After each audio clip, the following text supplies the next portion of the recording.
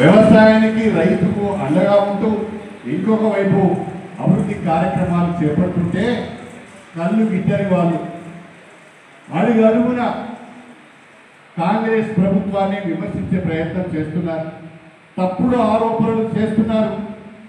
అధికారంలో ఉన్న 10 సంవత్సరాల కాలంలో తెలంగాణ వనరులను దోచుకున్న వాళ్ళు, అధికారాన్ని అడ్డం పెట్టుకొని వేల కోట్ల రూపాయలు కూడబెట్టుకున్న వాళ్ళు, ధరణిని అడ్డం పెట్టుకొని వేల ఎకరాల భూమిని కబ్జా చేసిన వారు, తెలంగాణ వనరులను కొల్లగొట్టిన వాళ్ళు ఒకే ఒక కుటుంబం తెలంగాణ ద్వారా లాభపడి ఇవాళ రాజకీయాలన్నింటినీ భ్రష్టు పట్టించి ఇప్పుడు తగదునమ్మా అని చెప్పి మాట్లాడుతున్న విషయాన్ని మనం గమనించాలి.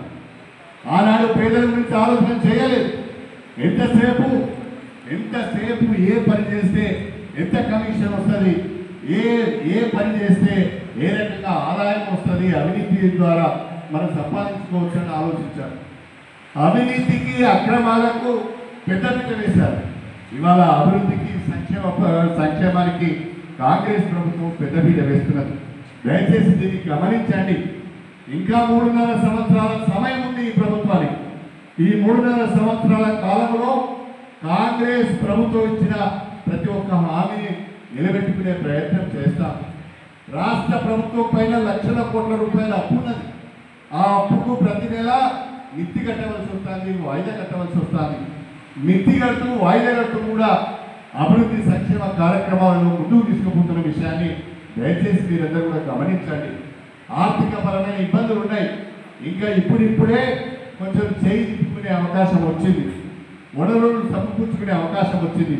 రాబోయే రోజులలో మరిన్ని సంక్షేమ అభివృద్ధి కార్యక్రమాలను ఈ ప్రభుత్వం చేపట్టి మీ అందరి ఆధారాలను చూడగొంటుందనే విషయాన్ని మీ అందరి దృష్టికి తీసుకువస్తూ నేను మీ అందరూ ఒకే ఒక విషయాన్ని కోరుతున్నా.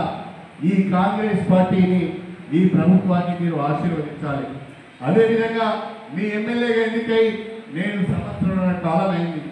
ఈ సంవత్సరాల కాలంలో ఈ నియోజకవర్గంలో దాదాపు 800 కోట్ల పైచిలకు నిధులతోని వివిధ అభివృద్ధి కార్యక్రమాలను చేపట్టడం జరుగుతున్నది. అభివృద్ధి పనులు వేగంగా జరుగుతున్నాయి.